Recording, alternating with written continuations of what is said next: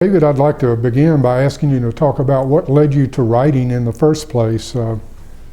Was this something that started at an early age?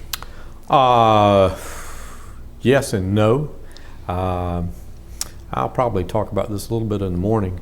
I didn't come from a reading family, which is very strange that I would be a writer. I was encouraged to read by my mom. I grew up in Canton, Georgia in the 50s. And as I said, we had no books in the house. We had the King James Bible and one book by Billy Graham, and I've forgotten the title of it. And my grandmother had about 10 novels on a little shelf in her living room. 2 of them were Gone with the Wind. She had a hardback and a paperback of Gone with the Wind. And that was just about the entire library of our extended family. And all the books in our house other than the Bible and Billy Graham belonged to me, and really to the Cherokee County Board of Education. There were school books. But my mom encouraged me to read and took me often to the R.T. Jones Memorial Library and to a wonderful little store, McClure's Bookstore in Canton, Georgia, run by my second grade teacher. And so my mom understood that education was important. And I suppose if I inherited any sensibility toward literature, it probably came from my grandmother. She was a dreamer. I don't know that her experience with literature got much beyond Margaret Mitchell, but she was a dreamer, and she had that kind of a sensibility. So I would say that that's probably where it started. But mostly when I was a kid, I played sports. Yeah. Did you read this shelf of 10 novels? I did not, no. I'm not sure she read them all. Oddly enough, one of them was The Tin Drum by Gunter Grass. I don't know where in the world she would have come across that book, that wonderful book. But I remember that little bookcase very, very well.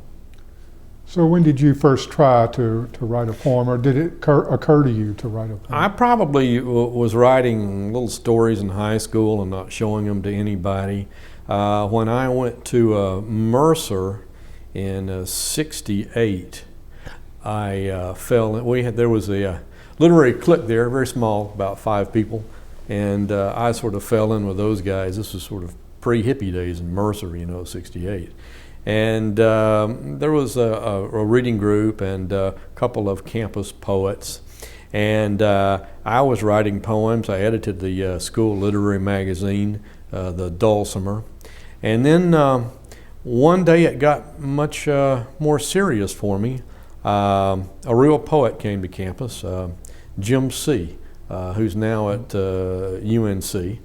Jim had published his first book, Let Not Your Heart, from Wesleyan, and he came to campus to do a reading because he had gone 2 years, his first 2 years at Mercer, then transferred to Ole Miss, I believe.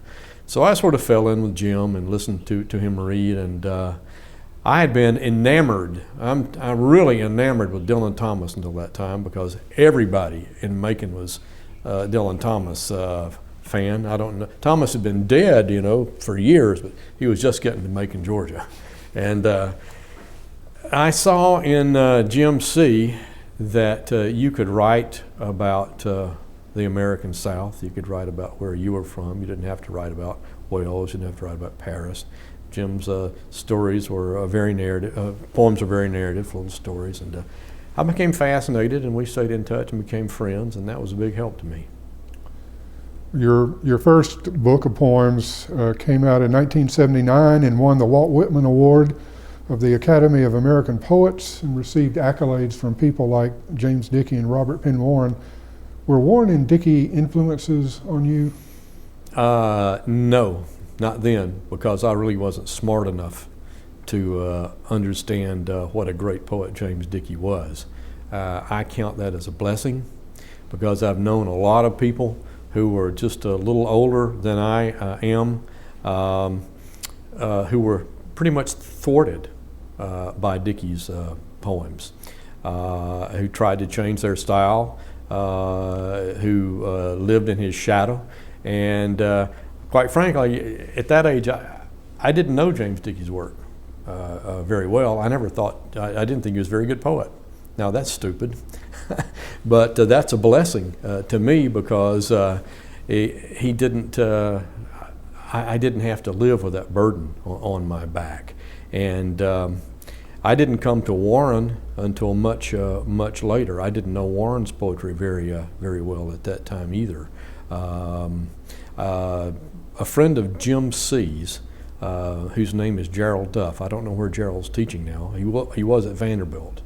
Gerald called me and told me about the Walt Whitman Award. I didn't know anything about it, and he said I should enter it because Walt Whitman, because Robert Penn Warren was judging it. So I just sent the manuscript off. I had no idea, and I thought, well, it'd be great if Warren would just read the book. And then I got the phone call, and that was tops. This was a great way, I think, to start a career. Well, yeah, it's hard to beat that.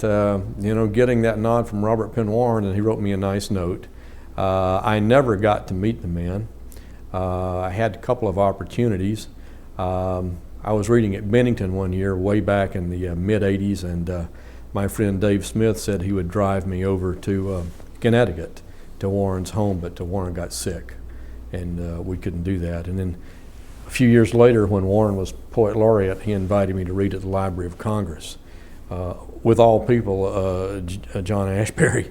And I was to meet him then. He was to do the introduction, but again, he got sick, and he couldn't make it. So we never actually met. I never got to meet him, unfortunately. I found in your poetry, really from the beginning and continuing on up to the present, the most recent poems that I've read, a strong sort of spiritual dimension in the themes and the moods and a lot of the metaphors that you use. And when you mentioned the Bible and the Billy Graham book on the shelf of your grandmother's shelf, I wondered about the importance of this in your work. I've always seen the poem as a way of searching for a sense of consequence in my life and in the life of other writers. Warren used to always call himself a seeker. He said in an interview way back in, I think about '77, an interview with Peter Stitt, he said that he didn't have any theology, but he sensed there was a deeper meaning in the world.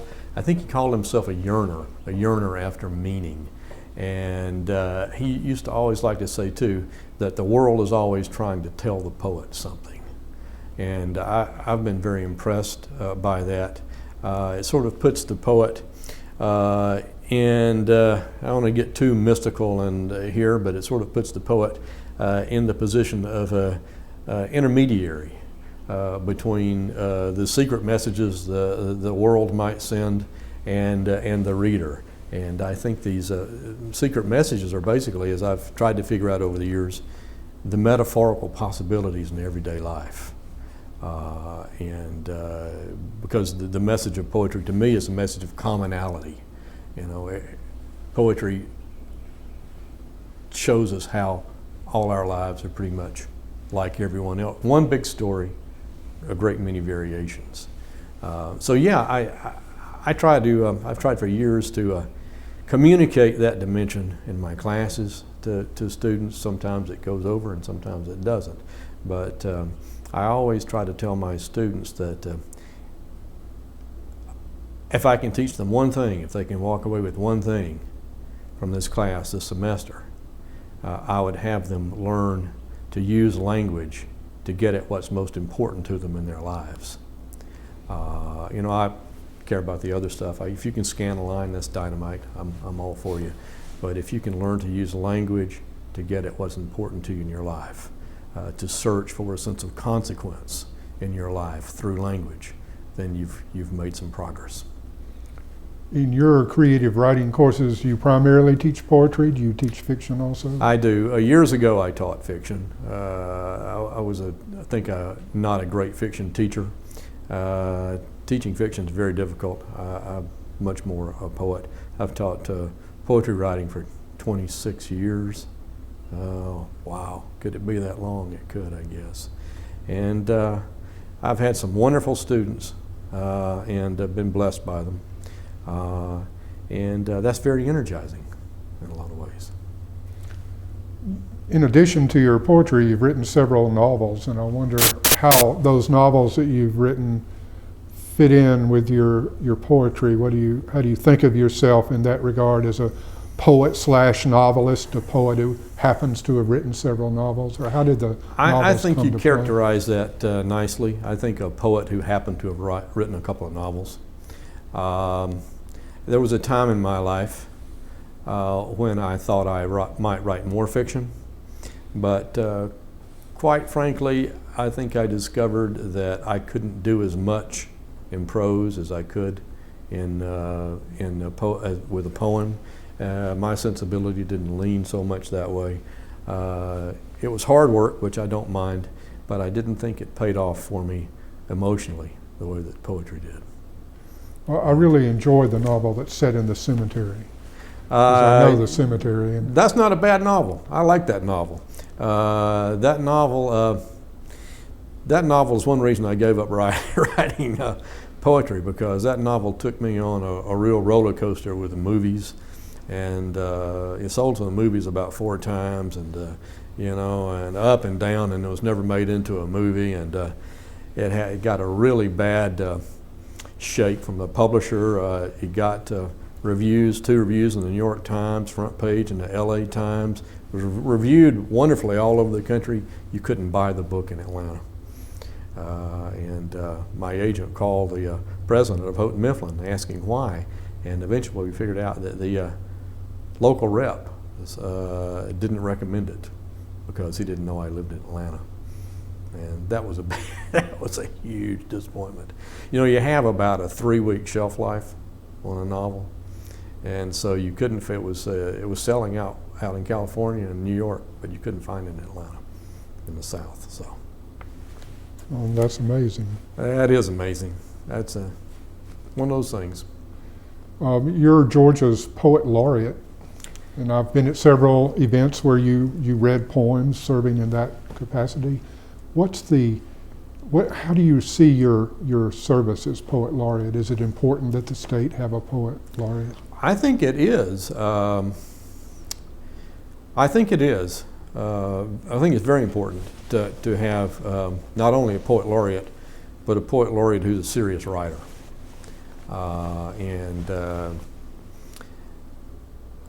What do I mean by that? I mean that it's not a very visible position. Of course, it's an honorary position. It's not very visible. But I think in terms of the way we appear and our educational system appears to other folks in the country, that it's important to have some credibility in that office. So I've enjoyed it. I don't mind doing the things that I'm asked to do. Roy Barnes was pretty insistent that you do what he wanted you to do.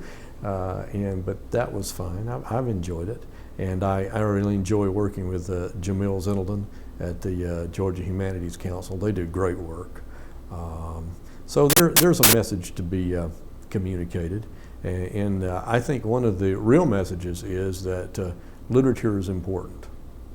And we live in a business and scientific culture, but literature is also important. And I think we need to be communicating this to young people, and this is one way to do it. Like many poets, you've been at an academic institution for close to 3 decades. Yeah. How has being an academic, you have a PhD, I think, how has being an academic at a academic institution worked along with your being a poet? I'd say it's just almost been essential. I don't think there's a better place a poet could be than in the university. And Years ago, Dave Smith and I edited an anthology called the Morrow Anthology of Younger American Poets. This was about in '85. And we published, I don't know, maybe 105 young American poets. Many times this was their first, first anthology appearance. And we got slammed in a couple of reviews because most of these people taught in the academy, and reviewers asked, where are the bartenders? Where are the farmers? And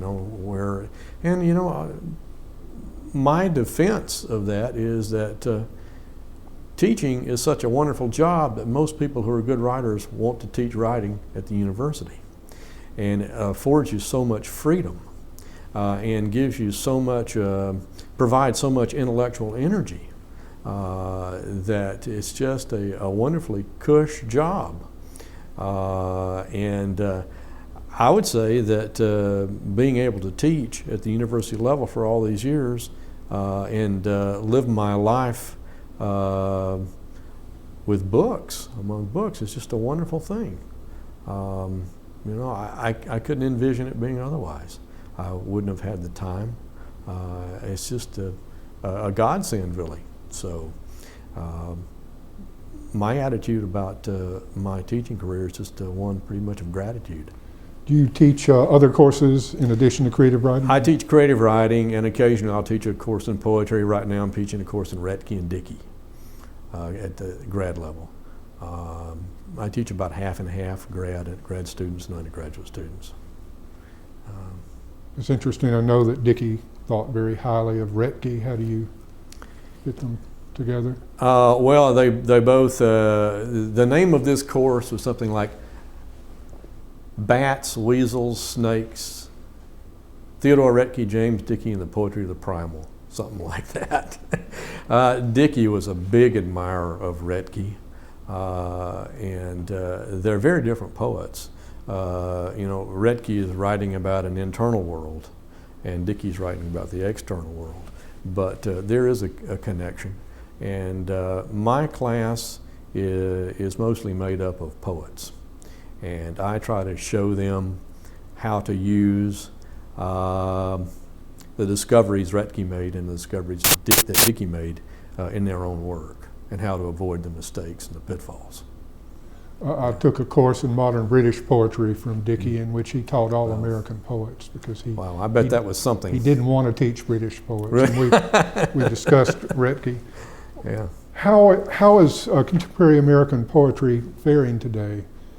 You write a kind of poetry that is often narrative, lyric poetry. It's not in the category of language poetry that's becoming so prominent today. What do your students, what kind of poetry are they writing and reading? My students have to keep me up on what's going on. There's so much being published today. I think much more than when I was 25, 30 years old. I mean, when I was trying to publish my first book, there were really only two first book contests. There was the Yale and the Whitman, and now there are a dozen or more. So as I tell them, they probably know more about what's going on at that level now than I do.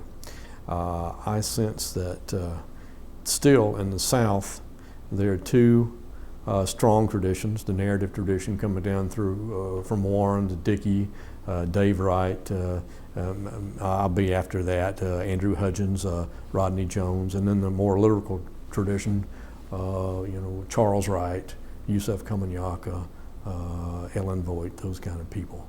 But Southern poetry is very strong, and American poetry is very, very strong. Who knew it would be so popular now? I mean, you can hear it on the radio. Garrison Keillor reads it every day. Imagine that. I think poetry is probably just about as healthy as it's ever been. But I think that one reason it is healthy is, one reason Garrison Keillor reads poetry on the radio is because he reads a sort of poem that touches people's lives. I don't know I don't know. I couldn't see Garrison Keillor reading excerpts from A Wasteland on the radio. But narrative helps in that sense, because narrative makes those connections with the world, but yet provides a level of meaning where the metaphor can work. And as I try to teach my kids, I call them kids, they're not kids, I write narrative poetry, as you say, but really metaphor is the essential element in poetry, making the poem connect, leap out of itself, and connecting with the rest of the world. So these days, are there particular poets that you turn to just for personal gratification? Am I to tell the truth here? Yes, always. I still go back to Warren a lot now. And of course I'm teaching Dickey now. Retke's always been a favorite of mine. But over the last few years, I've been reading less poetry and more novels. I'm a huge Tolstoy fan and a Dostoevsky fan. And I make my grad students read Tolstoy and Dostoevsky because I think there's such a world there. I think in order to be a writer, whatever you write, you have to educate yourself to what's gone before. I don't think you can be a writer without being a very avid reader. And of my generation, people I still love. I love Ed Hirsch. I love Ed's work. I love Rodney Jones's work. These are my contemporaries. I like Mark Jarman at Vanderbilt. A lot, there's so many. I could run a whole list of writers, but I need to be reading more and more contemporary poetry, and I've caught myself among the Russian novelists. I've got to get out of that now. Not a bad place to be caught. It's not, no. You're, of course, one of the first names that comes up whenever people talk about Georgia poets, and you've been anthologized in collections of Southern poetry. Does the label Georgia poet or does the label Southern poet adequately describe you, or does it bother you, constrain you? I don't think it, I don't mind it at all. I don't mind, someone asked Warren that, I think it was Peter Stitt, are you a Southern poet? And Warren said, what else could I be? I'm pretty much born in the South. I lived most of my life in the South. And I love the South. And I think no one wants to be a regional poet in the sense that the poetry never leaps out of the region. But as I said, the message of real poetry is a message of commonality. That's why I think I can read Tolstoy or Anna Akhmatova and be moved by that experience, because it's a human experience. So I would say, yes, I'm very happy to be called a Southern poet, and no, I don't find it limiting. What question would you like to answer that I haven't asked you? You've asked some very good ones. I just don't know. I'm at a loss. I didn't bring any questions with me, but I don't know who's going to be seeing this film, if anyone is. But I would just like to encourage, if this is going to young people, I would encourage people, just these young folks, just to read. Just be a reader, and don't think that books from the 19th century, the 18th, the 17th, are dead, because they're not. The word lives, and there's much to be learned. God bless you. Just go read War and Peace. I'm on my third time through it in the last 4 or 5 years. It's just the most amazing book.